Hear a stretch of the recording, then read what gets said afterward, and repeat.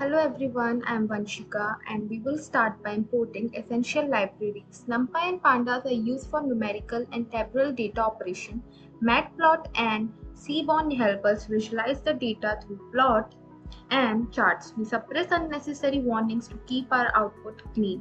The ggplot style give our plot a professional look. Then we import tools from scikit-learn, label encoder for converting text to number, train test split for dividing the data, and various classifiers for building models.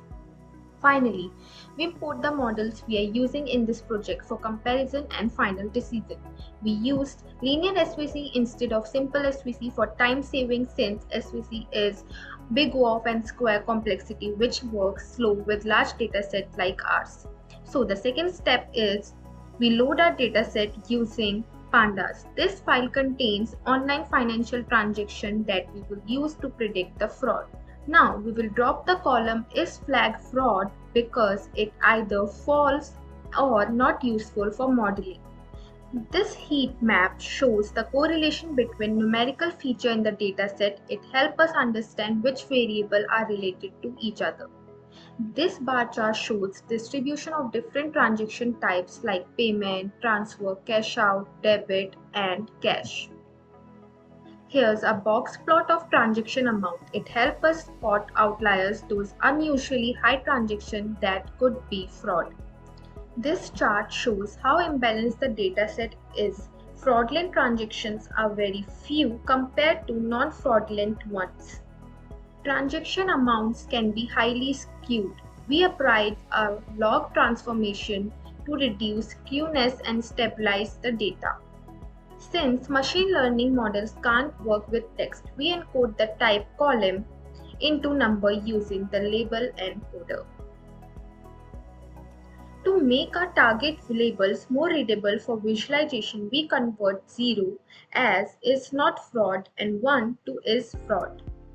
So now we have separated our input features and target variable.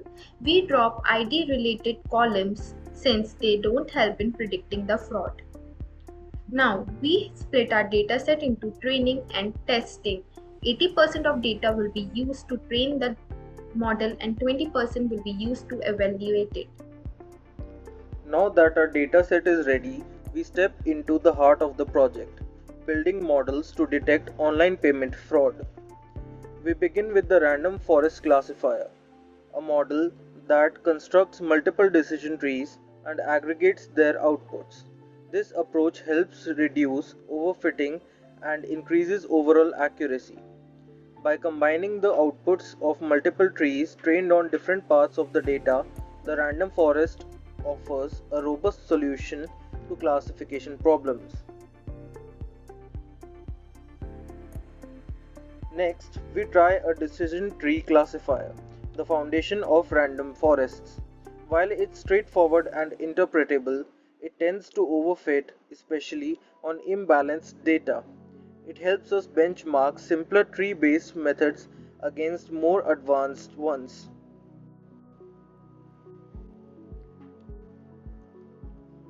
Then we bring in the extra trees classifier, short for random, extremely randomized trees. Unlike random forests, extra trees introduces more randomness by selecting split thresholds randomly for each feature. This often leads to better speed and sometimes better accuracy. We experiment with key parameters such as n estimators, the number of trees, max depth to control the tree depth, and min sample split, which defines the minimum number of samples required to split a node.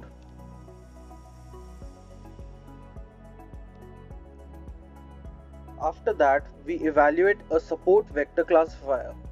SVC is powerful for handling high dimensional data and finding the optimal decision boundary between classes. However, it can be computationally expensive for large datasets, so we use it as a strong but compact benchmark.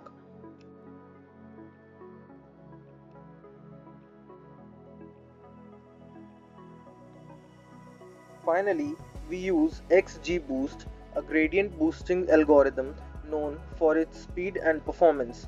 It handles missing values, supports regularization, and is often the go to model for structured classification tasks like fraud detection.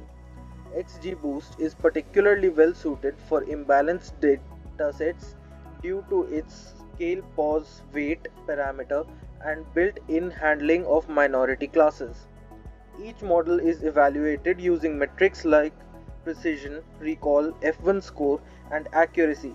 But for fraud detection, recall and precision are especially crucial. We want to catch as many fraudulent transactions as possible while avoiding false alarms. At the end of our comparison, we found that extra trees classifier performed best overall with a precision of 0.9997, making it the ideal candidate for our deployment. That wraps up our model building phase, where each algorithm helped us better understand how to tackle online payment fraud effectively. Hi everyone, I'm Aaryav Rastogi, and in this section, I'll be explaining how we deployed our machine learning model using Flask so it can make real time predictions in a live web application.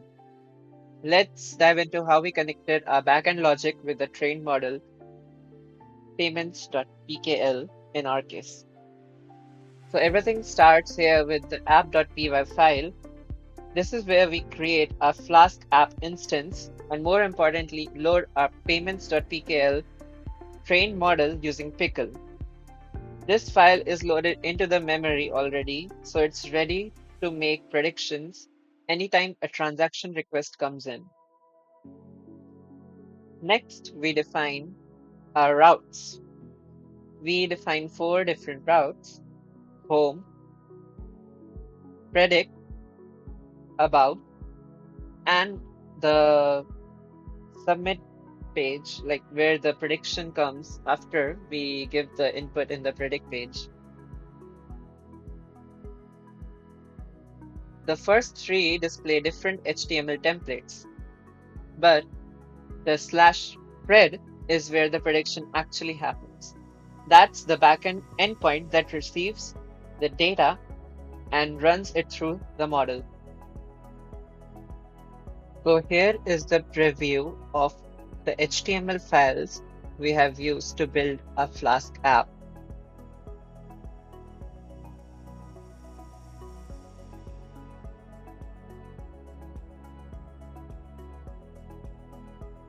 So here's how the backend logic works. Whenever a post request is made, the slash pred route captures the form data, converts it into a NumPy array, and then sends it to our ML model for prediction. The prediction result, whether the transaction is fraudulent or not, is then returned to the front end and displayed using a result page. In our case, the result page is the submit page we showed earlier. So in short, Flask acts as a bridge between our machine learning model and the front-end interface, which we made in HTML, and it handles the HTTP request, feeds input into the model, and sends the result back, all within milliseconds. With just a few simple routes and Pickle integration, we have turned a trained Jupyter notebook model into a real-time fraud detection engine. Now I'll show how to actually run our web app.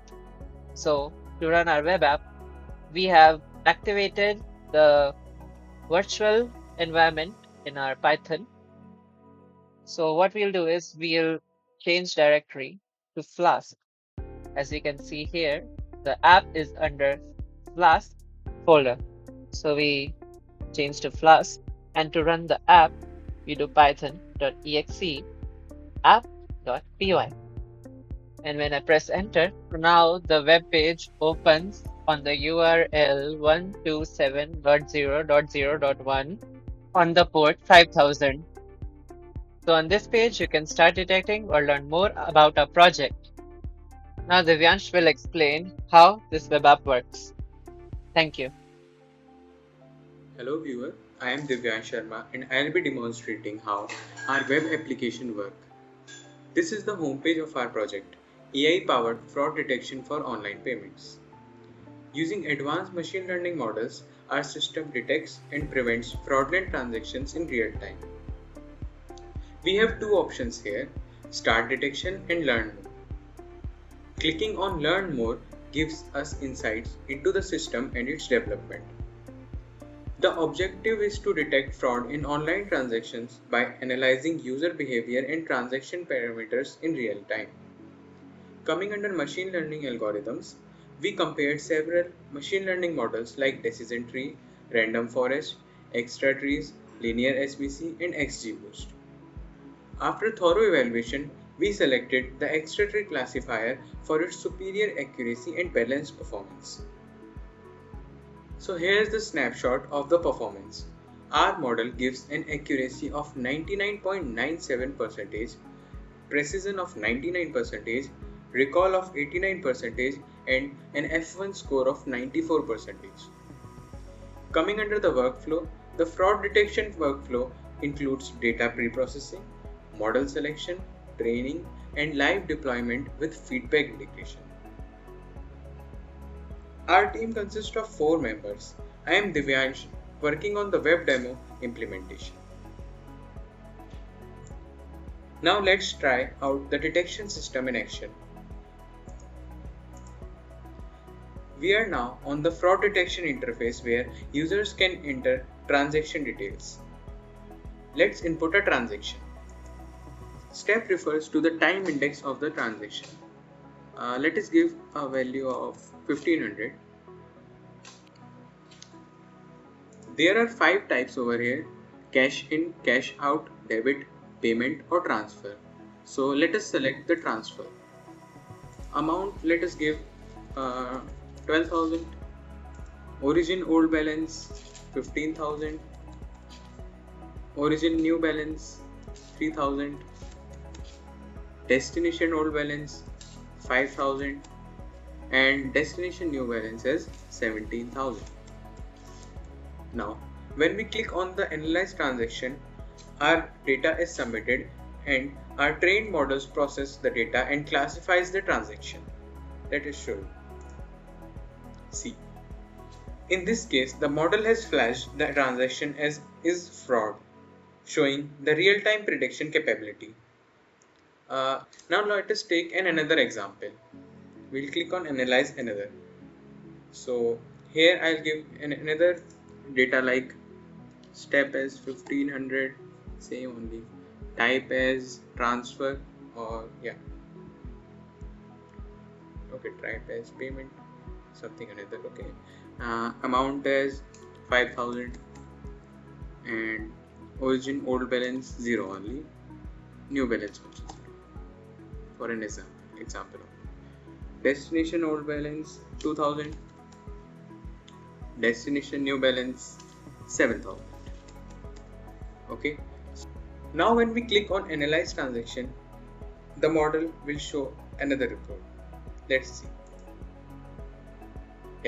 Now it's showing it is not a fraud. So this is how our model works. Users can reset the form to analyze a new transaction or return to the home page also.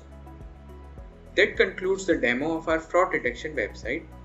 Thank you for watching.